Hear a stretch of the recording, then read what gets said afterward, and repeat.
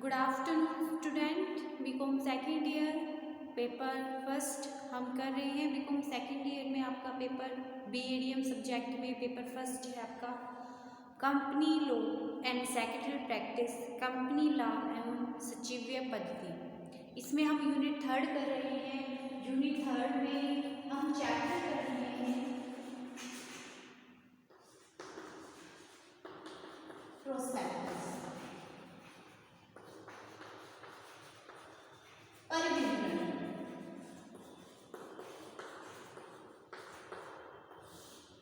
Prospectus परिविवरण, इसमें हम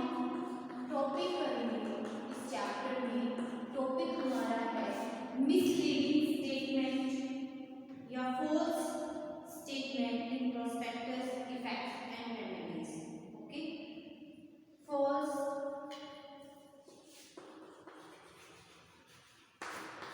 misleading, false misleading prospectus,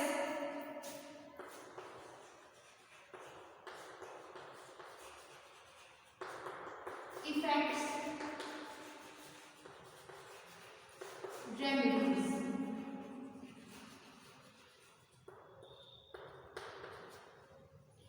यानी फॉल्स यानी मिथ्या या असत्य, मिसलीडिंग भ्रामक, परिविवरण कि क्या प्रभाव होते हैं और क्या परिणाम, क्या रेमेडीज होंगी। ठीक है, ये टॉपिक कर रहे हैं। प्रीवियस लेक्चर में मैंने आपको बताया था कि जो कंपनी के जो हमारा प्रोस्पेक्टस है, इसमें अगर कोई झूठ बोला गया है या भ्रामक मिसलीडिंग कोई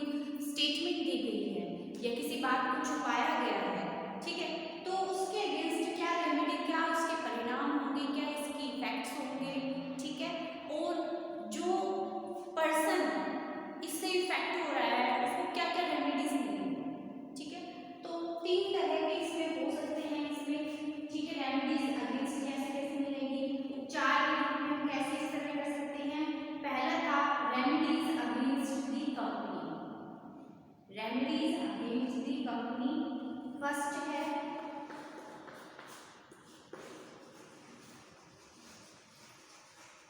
remedies against the company, company के विरुद्ध उपचार।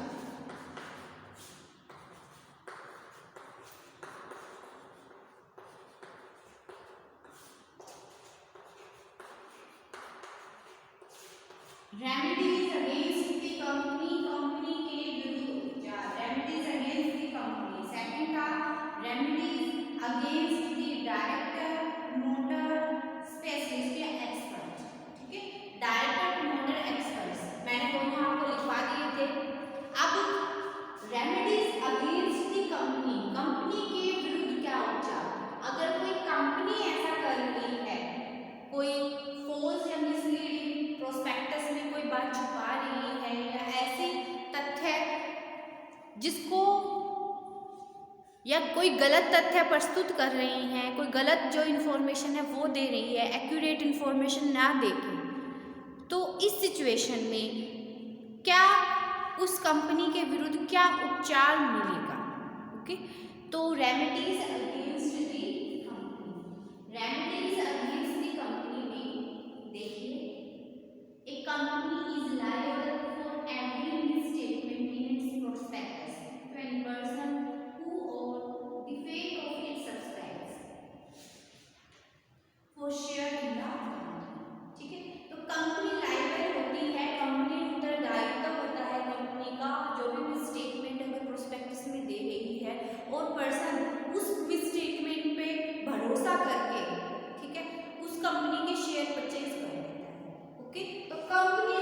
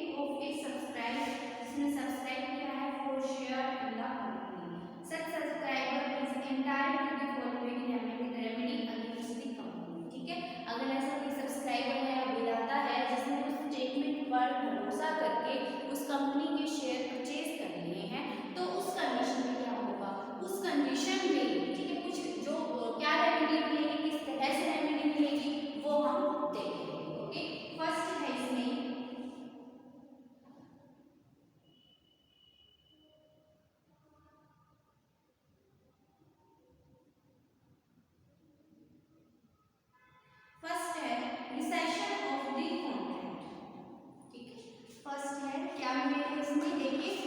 वही जो विधाता जिसने उस स्टेटमेंट पर विश्वास करके, ठीक है, कंपनी के जो शेयर परचेज कर लिए, अब वो जो स्टेटमेंट थी वो मिस स्टेटमेंट थी, भ्रामक थी, तो उस कंडीशन में सब्सक्राइबर को क्या विचार मिलेगा, अगेंस्ट दी कंपनी, कंपनी के विरुद्ध में क्या मिलेगा। फर्स्ट है रिसेशन ऑफ द कॉन्ट्रैक्ट,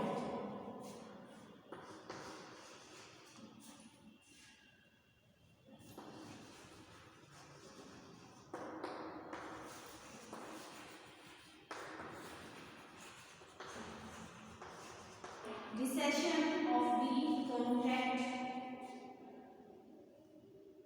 अनुबंध का निरस्तीकरण,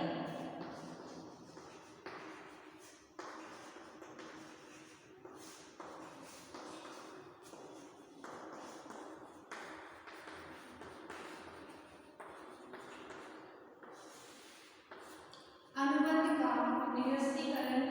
देखिए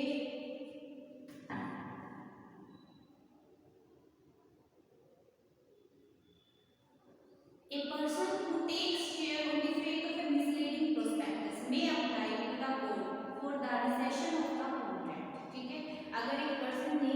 उस कंपनी के शेयर परचेज किए हैं मिसलीडिंग स्टेटमेंट्स पे भरोसा करके, ठीक है, और उस कंपनी के शेयर परचेज करके उस कंपनी का सब्सक्राइबर है, तो उसको क्या हक है, उसको ये हक है जो कॉन्ट्रैक्ट हुआ है, शेयर परचेज करने का जो कॉन्ट्रैक्ट हुआ है वो कोर्ट में जाकर उसको जो उसका कॉन्ट्रैक्ट है उसको रिसाइन कर सकता है, रिसाइन मतलब रिसाइशन कर सकता है, निरस्तीकरण मतलब उस जो कॉन्ट्रैक्ट हुआ है, निरस्तीकरण का मीनिंग है कि उस अनुबंध को तोड़ सकता है, ओके, कंपनी कोर्ट में जाकर, ठीक है, खुद ही अपने आप नहीं कोर्ट में जाकर, ठीक है, उस जो कॉन्ट्रैक्ट है उस कॉन्ट्रैक्ट के निरस्तीकरण के लिए आवेदन कर सकता है, रिसाइन कर सकता है उसको कोर्ट में जाकर, ओके, अप्लाई कर सकता है कोर्ट में rescission of the contract on rescission the subscriber return the share allotted to him and get back his money with interest, ठीक है, तो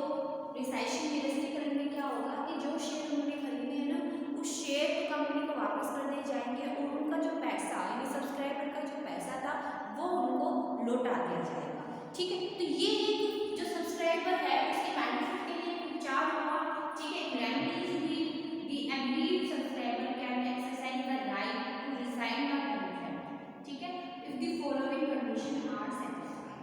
ठीक है, यानी कोई भी व्यक्ति जिसने भ्रामक पर विवरण के आधार पर प्रतिभूतियों का विधान किया है वह प्रतिभूतियों के जो अनुबंध है उसको निरस्त कर सकता है, रिसाइन कर सकता है, उसके लिए आवेदन कर सकता है। निरस्तीकरण का मतलब ये होगा कि जो पीड़ित विधाता है उसको जो सिक्योरिटी अलॉट की गई है यानी जो शेयर से परचेज किए थे वो वापस कंपनी को हो जाएंगे और उसके बदले में जो उनका जो पैसा था वो उनको वापस ब्याज सहित विद इंटरेस्ट मिलेगा, जो देखे उनको अपनी मनी तो बैक होगी, उनको अपनी मनी तो वापस मिलेगी, साथ में इंटरेस्ट उस मनी का जो इंटरेस्ट है ब्याज सहित उनको मिलेगी, और कुछ कंडीशन है, अगर उन कंडीशन को फॉलो किया जाता है तो ही अनुबंध का निरस्तीकरण किया जा सकता है। देखिए फर्स्ट है इसमें the prospectus must have been issued by the company और by someone on behalf of the company. देखिए जो हम रिसाइजेशन ऑफ द कॉन्ट्रैक्ट जो कर रहे हैं, रिसाइजेशन ऑफ द कॉन्ट्रैक्ट जो हम कर रहे हैं इसमें आप ध्यान दीजिए कि कुछ कंडीशन पूरी होनी चाहिए, ठीक है, अगर ये कंडीशन सेटिस्फाई होगी तो भी रिसाइजेशन मिल सकता है, ओके, इंपॉर्टेंट क्वेश्चन है ये, ध्यान से समझना है। देखिए फर्स्ट कंडीशन क्या होगी, the prospectus must have been issued by the company, कि जो परिविवरण है वो कंपनी के द्वारा बनाया गया, किसके द्वारा बनाया गया, वो कंपनी के द्वारा बनाया गया, और बिहाफ ऑफ एनी पर्सन,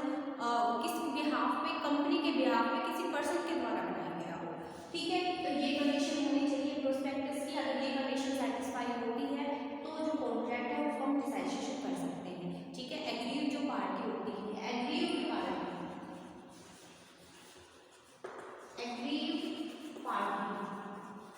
यानी पीड़ित पक्षकार, ये एग्रीड पार्टी आ रहा है, इसका मतलब पीड़ित पक्षकार कौन है, सब्सक्राइबर, जिसको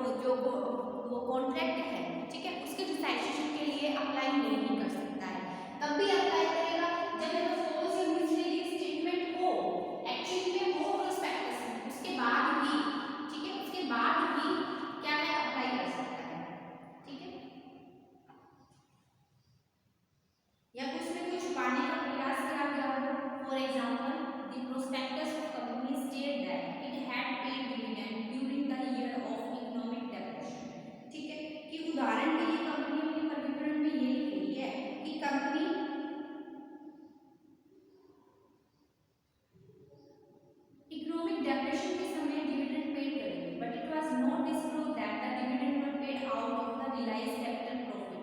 where there will considerable trading loss during those years. ठीक है, यानी कोई पब्लिक नोट लिखती है कि पिछले 5 वर्षों में 20% लाभांश देगी, जबकि वास्तव में इस कंपनी ने पिछले 5 वर्षों में हानि हुई है, लाभ भी नहीं हुआ है। ठीक है, तो कंपनी जो संचित लाभ थे उसमें से लाभांश का भुगतान करती रही है, किंतु ये जो फैक्ट था इसको प्रोस्पेक्टस में नहीं लिखा जाता। ठीक है, यानी इसमें महत्वपूर्ण बात को छुपाने का प्रयास किया गया है, यह है कपटपूर्ण कार्य। ठीक है,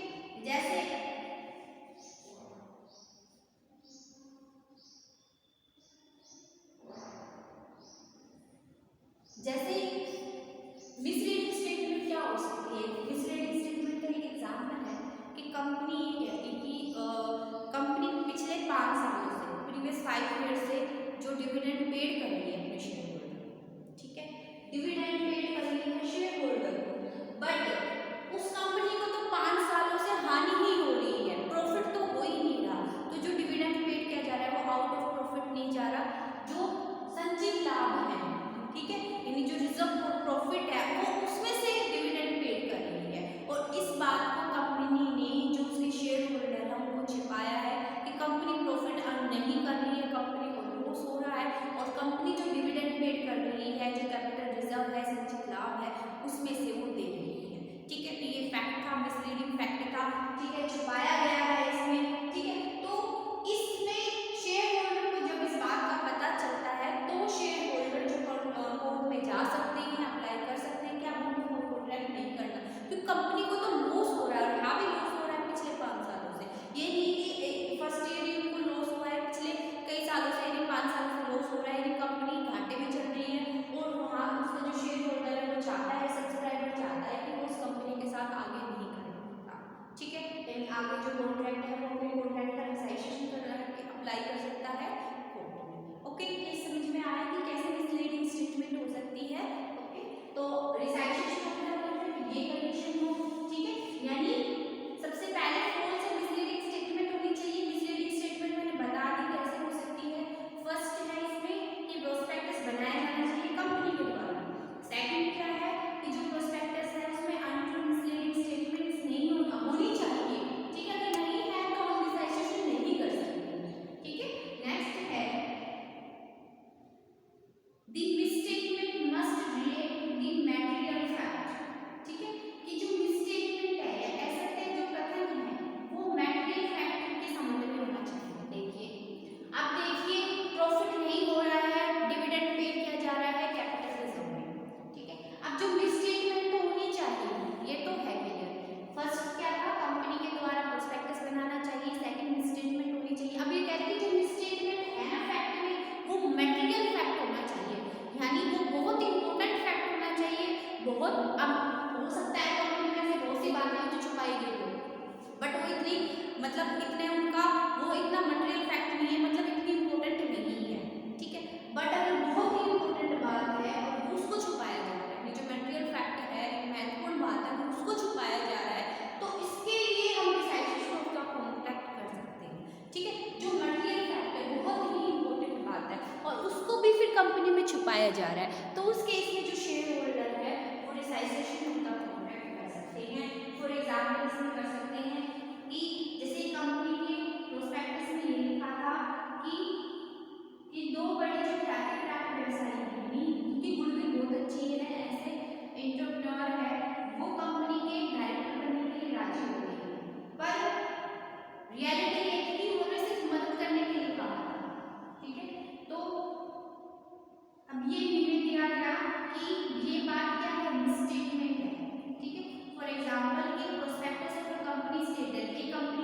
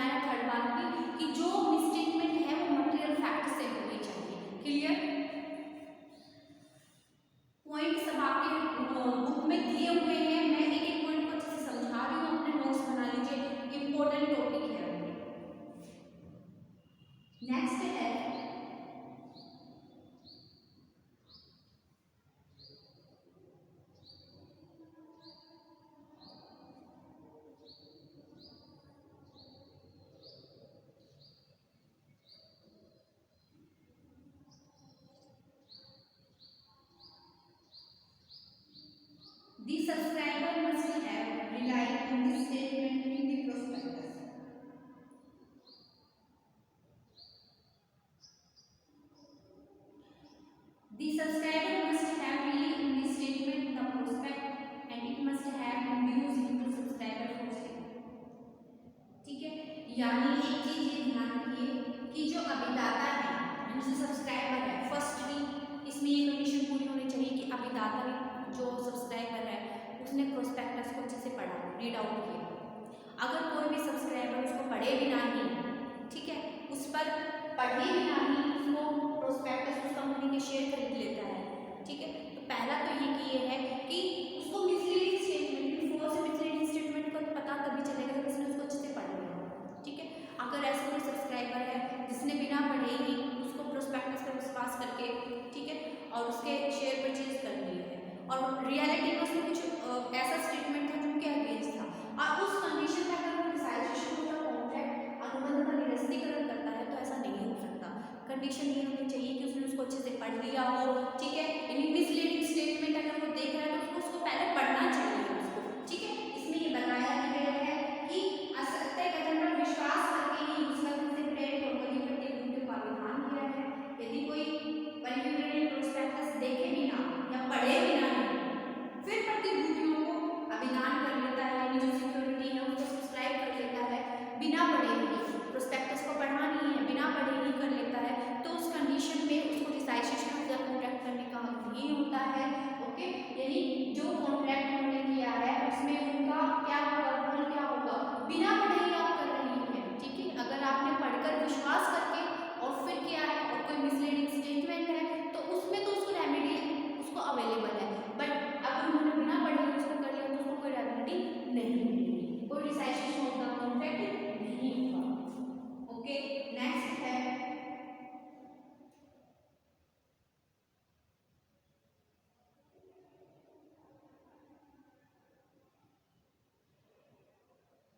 नेक्स्ट है इसमें जो सब्सक्राइबर है जो अनुबंध के निरस्तीकरण का जो रिसाइजेशन ऑफ द कॉन्ट्रैक्ट है उसमें जो मूल अभिदाता यानी जो सब्सक्राइबर है, मेन सब्सक्राइबर है, उसी को ही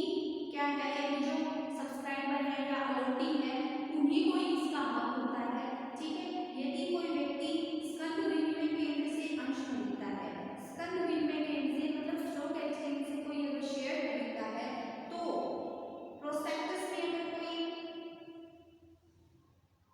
तो वह पर्यावरण में मीठा उदाहरण का सहारा लेकर अनुबंध का प्रत्याग नहीं कर सकता है, ठीक है। यानी इसमें ध्यान रखना है कि जो रिसाइजेशन मतलब किसको मिलेगा, जो उसके रियल ओनर होंगे, जो रियल सब्सक्राइबर है उसको, ठीक है, उनको ही क्या होता है, रिसाइजेशन ऑफ द कॉन्ट्रैक्ट का हक होता है, ठीक है। नेक्स्ट है इसमें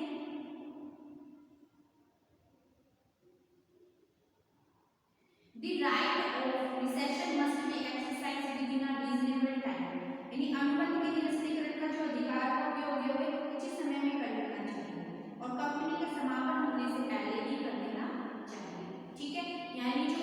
राइट है रिसेशन ऑफ द कॉन्ट्रैक्ट है ना, ये निश्चित समय पर कर लेना चाहिए। अगर कंपनी के समापन के पश्चात अगर हम ऐसा करते हैं, कंपनी का वाइंड अप हो गया, कंपनी का समापन हो गया, उसके बाद ऐसा करते हैं तो ऐसा कोई अधिकार या रेमेडी जो शेयर होल्डर्स को नहीं मिलेगी। Before winding up of the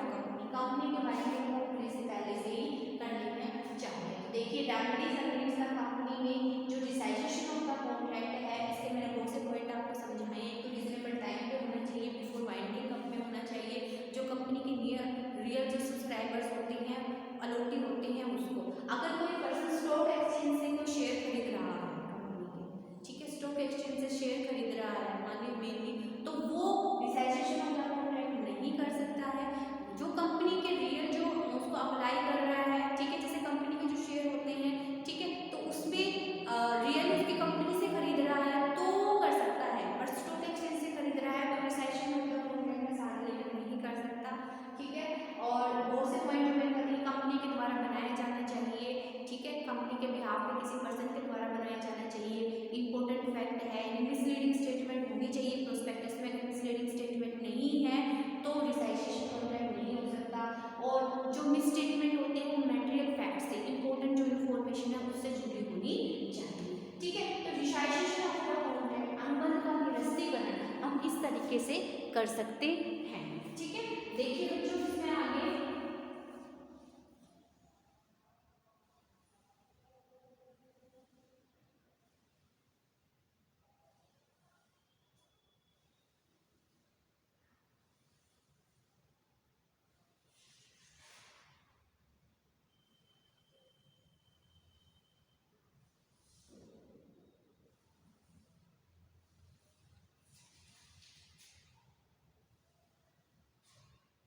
next इसमें ये है कि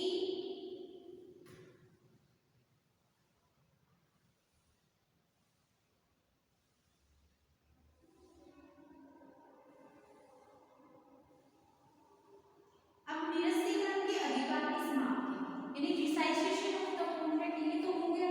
कि रिसाइसेशन ऑफ द कॉन्ट्रैक्ट कर सकते हैं, पर रिसाइसेशन ऑफ द कॉन्ट्रैक्ट यानी ये जो अधिकार है ये कब समाप्त हो जाता है, इसकी मतलब जो ये कंपनी के जो सब्सक्राइबर को ये अधिकार होता है, ये तो अधिकार होता ही है। मैंने कंडीशन आपको बता दी, ये सारी कंडीशन होनी चाहिए, ऐसा होना चाहिए, तब रिसाइसेशन ऑफ द कॉन्ट्रैक्ट कर सकते हैं, अनुबंध का निरस्तीकरण कर सकते हैं। पर अनुबंध का निरस्तीकरण रिसाइसेशन की कंडीशन में नहीं होता है। फर्स्ट ये है कि जो कंपनी का जो शेयर होल्डर का जो सब्सक्राइबर है, जो शेयर होल्डर है, जो शेयर का सब्सक्राइबर है, ठीक है, अगर वो चुप रहता है, ठीक है, मौन स्वीकृति देता है, मतलब चुप रहता है उसके बारे में, ठीक है, यानी मिसलीडिंग स्टेटमेंट है, उसके बाद भी रिसाइसेशन ऑफ द कॉन्ट्रैक्ट नहीं करता है, अनुबंध का निरस्तीकरण नहीं करता है, जो उन्होंने शेयर को परचेज की है दूसरों को ट्रांसफर करने की कोशिश करता है, बेचने की, सेल करने की कोशिश करता है, तो इस कंडीशन में क्या होगा कि उसको जो रिसाइसेशन ऑफ द कॉन्ट्रैक्ट करने का हक है वो उसको खो देता है। ठीक है, रिसाइसेशन ऑफ द कॉन्ट्रैक्ट में ये नहीं, आप उसका कोर्ट में जाइए, उसके अगेंस्ट करिए, वो जो कार्रवाई है वो कीजिए, बट अगर आप उस शेयर को किसी और को बेचने का प्रयास करें तो इसका मतलब ये है कि आपको जो उसमें मिसलीडिंग स्टेटमेंट उससे कोई फर्क नहीं पड़ता है, तो इस केस में आप रिसाइसेशन ऑफ द कॉन्ट्रैक्ट नहीं कर सकते हैं। ठीक है, एक कंडीशन तो ये है। नेक्स्ट है, ठीक है, यदि कोई अभिदाता उसमें मिसलीडिंग स्टेटमेंट है, सत्य कथन है उसमें, और फिर भी उचित टाइम पे सही समय पर कार्रवाई नहीं करता है, ठीक है, चुपचाप रहता है, ठीक है, बिफोर बाइंडिंग का कोई कार्रवाई नहीं करता है, ठीक है, तो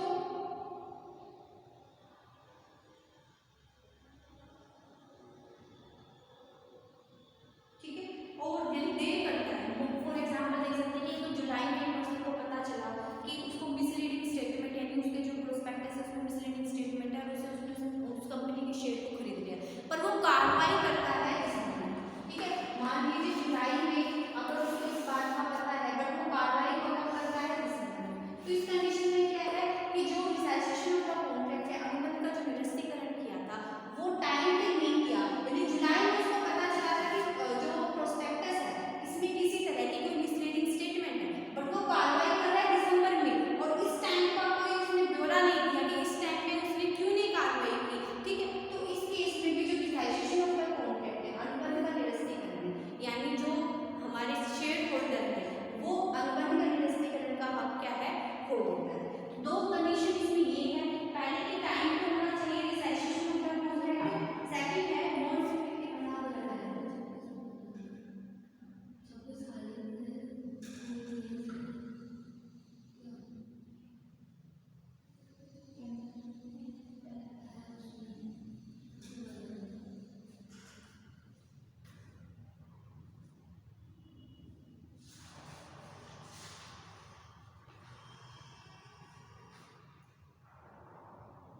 यदि अभिदाता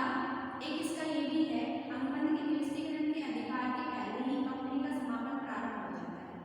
ठीक है, याद रखना मैंने आपको ये भी दिखाया कि अगर कंपनी का वाइंडिंग अप हो जाता है, शुरू हो जाता है, ठीक है, और अगर कंपनी का वाइंडिंग अप की प्रक्रिया शुरू हो गई उसके बाद अनुबंध का जो निरस्तीकरण रिसाइसेशन का कॉन्ट्रैक्ट नहीं हो सकता, कंपनी के वाइंडिंग अप से पहले ही रिसाइसेशन हो सकता है। क्लियर, 3 पॉइंट इसमें हो गए, ठीक है, कि रिसाइसेशन किन किन कंडीशन में हो सकता है और किन में नहीं हो सकता, ठीक है, इनको अच्छे से करना है। और है इसमें, यदि अनुबंध के पक्षकारों को पहली स्थिति में पहुंचना या पुनः स्थापना करना असंभव हो गया, ठीक है,